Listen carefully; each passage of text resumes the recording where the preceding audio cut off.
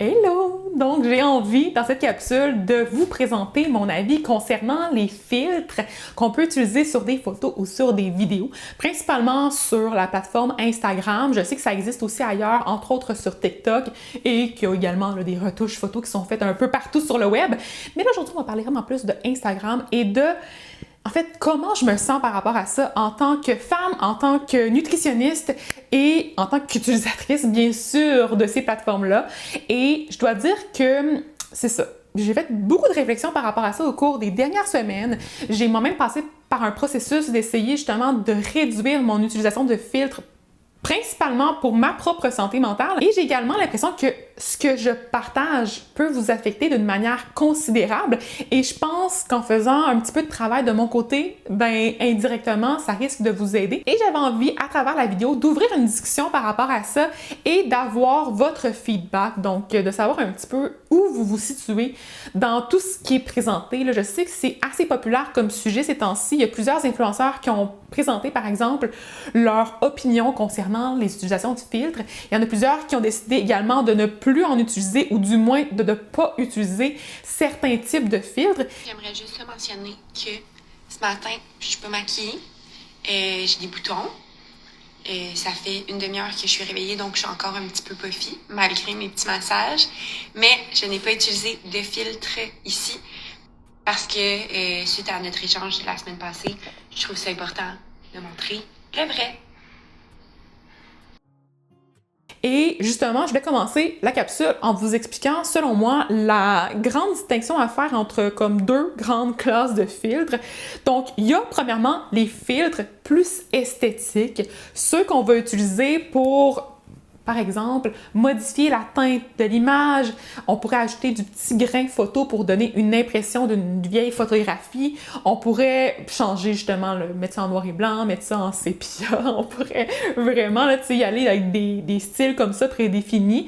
Il y a également des filtres qui c'est comme des petits scintillements ou des petits cœurs ou des petites folies comme ça là, qui vont tourner autour de nous, mais il n'y a pas de changement nécessairement au trait du visage. Donc, c'est ça qui est important un peu, là, ce style de filtre-là est plus ludique. Ça apporte un petit peu un côté atmosphère, une personnalisation au contenu et ça n'affecte pas l'apparence. Donc, les traits. Et de l'autre côté, justement, le type numéro 2, c'est tous les filtres, là, puis j'en ai vu quand même pas mal, qui vont modifier notre face de manière assez intense parfois. Des fois, c'est subtil, des fois, ça paraît pas tant que ça. Si on connaît pas la personne, on doit se dire, ben, c'est sûrement son visage.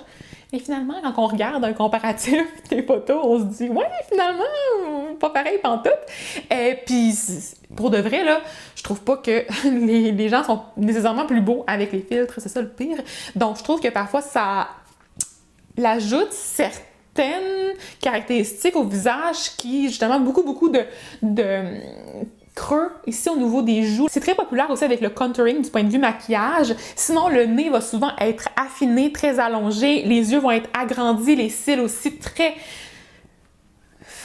C'est ça. Vous voyez le mouvement, là? Des cils comme ça. Puis les lèvres. Ça, c'est toujours la chose qui me fait un peu capoter quand j'utilise ce genre de filtre-là pour vous montrer un peu comme l'effet que ça peut donner, là. Pas parce que je trouve ça... Justement, je veux en utiliser le moins possible, ces filtres-là, mais les lèvres sont tout le temps très pulpeuses, très gonflées, vraiment agrandies. Donc, ils prennent un très grand espace dans le visage. Puis toutes ces caractéristiques-là, en fait, c'est en lien avec les standards de beauté actuels. Hein. Souvent, on s'entend, la personne qui a créé le filtre a créé un filtre qu'elle trouvait joli. Donc, elle l'utilise normalement, puis elle a l'impression de mieux convenir justement à ce qu'on attend d'elle sur Internet. Donc, elle espère aussi, j'imagine, par le fait même, avoir plus d'engagement, avoir plus de visibilité à travers sa plateforme parce que, malheureusement, sur Internet, plus une personne est jolie, souvent, ben, plus son contenu va être partagé. Puis ça, je trouve ça tellement dommage. Puis je dois dire que, en même temps, ce genre de réflexion-là, j'ai de la misère à me situer parce que j'ai quand même un visage qui est dans les standards de beauté, là. Je veux dire, je suis consciente que je suis jolie. Puis également, Tu sais, c'est difficile parce que je me dis, en même temps, j'ai été favorisée à travers tout ça. Tu sais, c'est certain qu'éventuellement, dans mon parcours, peut-être que ça a influencé des décisions, par exemple, de mes collaborateurs, de décider de participer à une collaboration avec moi, alors que peut-être qu'il y avait d'autres personnes avec autant de potentiel du point de vue, bon, nutrition, du point de vue capacité de communication, peu importe, qui n'ont pas eu le projet pour des raisons esthétiques. Fait que ça, c'est une autre grosse considération pour moi. Je pense que d'utiliser ces filtres-là, ça l'empire la situation, là, donc ça met encore plus une couche de... Ben là, c'est ça. De privilèges, disons. Et en même temps, je pense que c'est pas d'être franc, d'être transparent, d'être vrai avec vous, d'utiliser ce genre de filtre-là. L'autre type, ça me convient, j'ai aucun problème. Ce qui me dérange vraiment, c'est les filtres qui modifient le visage et le corps également. Là, j'en ai vu des filtres tout récemment, je vais vous en montrer un aussi à l'écran, qui va nous permettre en quelques clics de venir réduire la taille du corps. Fait que là, on peut vraiment réduire tout le ventre à un point où est-ce que c'est juste pas physiquement possible d'avoir un corps aussi étroit. Puis là, on va venir grossir les seins, bien sûr, les fesses, parce que c'est assez populaire maintenant d'avoir des plus grosses fesses, alors qu'il y a quelques années de ça, avoir des fesses plus larges, c'était comme moins considéré comme étant joli, là. Je veux dire, les filles étaient toutes filiformes, assez minces. Mais souvent, les fesses, c'était moins une caractéristique de beauté. Par contre, maintenant, là, je veux dire, il y a un gros focus sur cet aspect-là du corps. Donc, je pense qu'à un moment, le fait d'utiliser ce genre de filtre-là sur nos plateformes, ben, c'est problématique pour nous-mêmes parce que quand on se regarde à travers l'image et à travers le reflet du miroir, on voit deux personnes différentes. Puis, on se remet énormément en question quand on se voit à notre état naturel parce que on a l'impression d'être vraiment moins jolie, tu sais. Puis, j'en ai parlé avec beaucoup d'influenceurs, beaucoup de gens qui parlent à travers des médias sociaux. J'en ai parlé entre autres avec ma collègue Mélanie Magnan qui travaille sur le blog Nutrimini, avec Claudie Laporte, avec Maryse qui travaille pour le groupe Équilibre, un organisme vraiment fantastique que je te suggère d'aller suivre à l'instant. Et avec plusieurs autres de mes collègues, là, sérieusement, c'est une discussion qui est assez populaire ces temps-ci.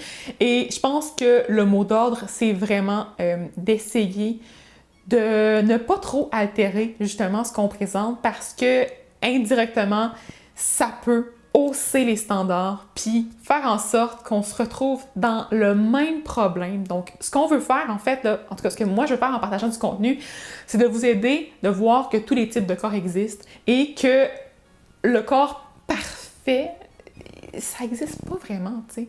Au final, ce qu'on devrait faire avant tout, puis je pense que c'est la chose numéro 1, essayer de respecter son corps puis d'avoir envie de se faire du bien.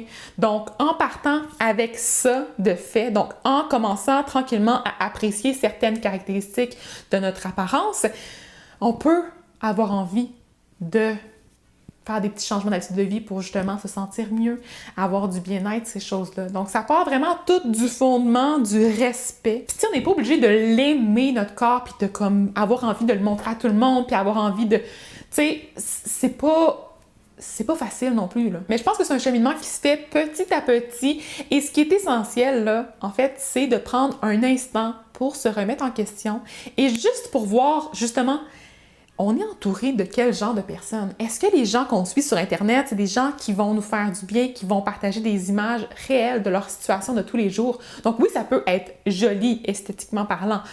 Mais en même temps, si c'est une personne qui applique des filtres, puis si tu réalises que finalement ça te joue dans la tête puis que ça te fait du mal, ben je pense que le mieux, c'est d'arrêter de les suivre, tu sais. Puis de l'autre côté, je pense que c'est aussi important de respecter ces gens-là dans leur processus parce que, oui, c'est pas facile de s'afficher publiquement, puis des fois, on a des remises en question, tu sais, puis on se sent pas à notre meilleur, puis on a l'impression qu'il faut être tout le temps maquillé pour être sur Internet pour avoir l'air en forme parce que sinon, on a l'air cerné, puis quand on a l'air cerné, on a peut-être l'air fatigué, puis quand on a l'air fatigué, les gens peuvent peut-être se demander pourquoi on a l'air fatigué, mais dans le fond, c'est notre face normale.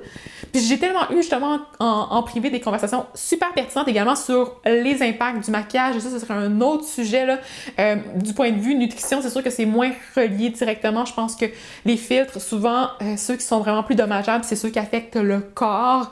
Puis tu sais, le visage, on s'entend aussi que ça peut réduire comme la taille des joues un peu. Là. Ça donne l'impression d'avoir le visage plus aminci, puis indirectement d'avoir peut-être perdu du poids ou des choses comme ça. Puis c'est peut-être plus sur ce volet-là que j'avais envie de traiter aujourd'hui. Donc le côté altération du physique qui comme donne une impression de perte de poids. Puis c'est ça. Je trouve que ça l'aide personne au final. Je trouve que ça a plus d'impact négatif sur nous, sur les gens qui nous suivent, sur pas mal tout le monde. J'avais envie d'en profiter rapidement pour te présenter certains des comptes que je suis sur les réseaux sociaux et qui me plaisent énormément. Premièrement, il y a celui de Cynthia Dulude qui a d'ailleurs parlé de la perception qu'on peut avoir là, vis-à-vis de notre apparence, donc qui a peut-être changé en lien avec la pandémie. Je te suggère d'aller écouter ce vlog quand tu auras une petite minute. En fait, j'étais portée à utiliser, tu sais, des petits filtres. Pas des filtres qui te modifient, mais les filtres, genre, tu sais, avec des petits grains, des affaires de même. Juste parce que tu le sais, il y a comme un effet un peu lissant sur la peau en général de ces filtres-là.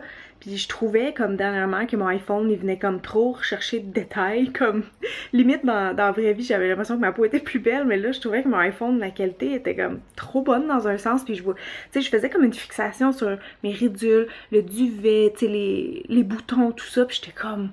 Il faut pas que j'embarque dans cette game-là parce que après ça devient trop facile, je trouve, les filtres.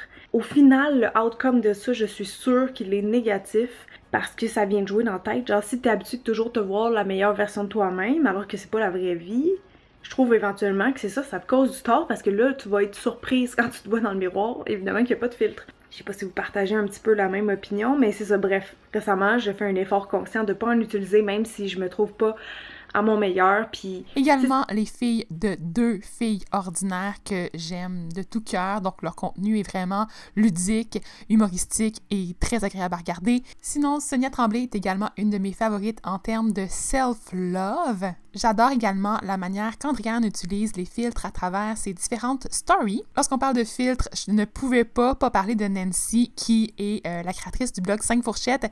Elle est magnifique à travers ses stories et c'est très drôle parce qu'elle utilise souvent des filtres loufoques, là, donc ça me fait vraiment très rire. Sinon, il y a également Marie-Ève Caplette, qui est ma collègue nutritionniste que j'aime beaucoup, qui a également une très belle approche avec les filtres sur ses plateformes.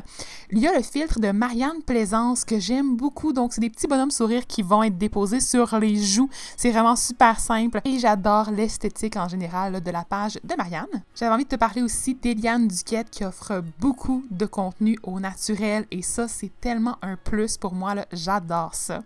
Ma collègue Myriam Baudry, qui est nutritionniste et qui a fait aussi beaucoup de live avec des professionnels de la santé sur ses plateformes, donc je te suggère d'aller la suivre. Du côté maman, il y a aussi Vicky Fortin qui utilise beaucoup les stories sans filtre. Fanny nous offre aussi beaucoup de stories qui font rêver de sa maison. Là. Je dois dire que je suis très jalouse et j'aime aussi beaucoup son contenu qui fait du bien. Si tu aimes la musique et que tu connais pas encore Raphaël Roy, je te suggère d'aller suivre sa page pour ses magnifiques covers ainsi que son côté très humoristique. Un autre coup de cœur pour moi, là, c'est Nadia de la Tranche Montagne, donc je te laisse écouter des extraits de certaines de ses vidéos. I think she's just a little bit confused, don't know what to do. Found herself through me and then she dipped right off to you. Didn't know that was your plan and now it's breaking news. Fait que pendant un bout, tout le monde utilisait le filtre Sylvie, mais moi, je dis filtre Rita for the win, baby! J'ai beaucoup aussi aimé Katia de la recette parfaite et elle a un article sur son blog au sujet des filtres qui a d'ailleurs été écrit par Charlotte, donc psychologue pour la page Meilleur jour. D'ailleurs, c'est du contenu qui t'intéresse, là, reste à l'affût puisqu'il y a des petites choses qui s'en viennent dans mon plan de match qui pourraient t'intéresser. Et je conclue la petite liste avec Mère ordinaire par Bianca Lompré. Là, les filtres, ça va faire. Moi, je suis plus capable des filtres. Regardez, avec un filtre, pas de filtre.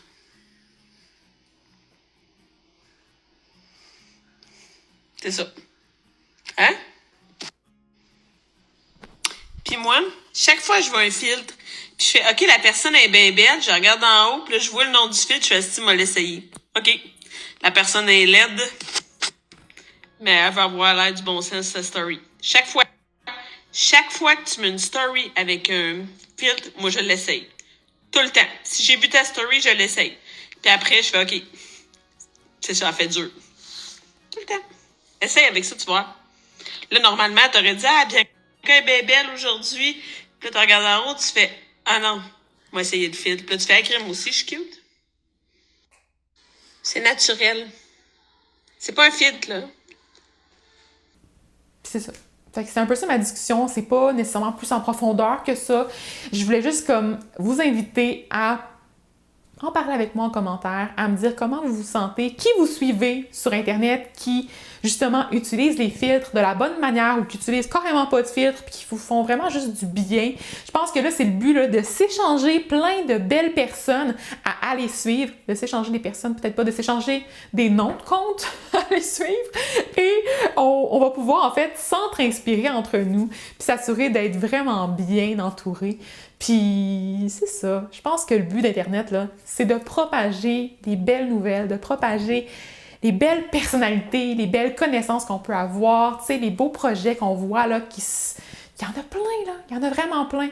Puis de focusser sur le message, sur ce qui est transféré comme information, sur l'énergie également des gens et pas sur leur physique. Et c'est ça. Voilà. C'est pas mal tout pour la capsule. J'espère que ça t'aura fait du bien. Et sinon, n'hésite pas à me faire signe si tu as d'autres idées de sujets à couvrir. Je travaille sur plein de projets ces temps-ci. Je pense que ça va être super cool. Je t'invite à t'abonner à ma chaîne si c'est pas déjà fait, à mettre un petit pouce aussi si tu aimes ce style de vidéo-là, un peu plus discussion tranquille sur des sujets qui peuvent peut-être être confrontants à certains moments, mais qui finissent par nous aider à progresser. Et on s'en reparle bientôt, j'espère. Prends soin de toi. À bientôt. Bye!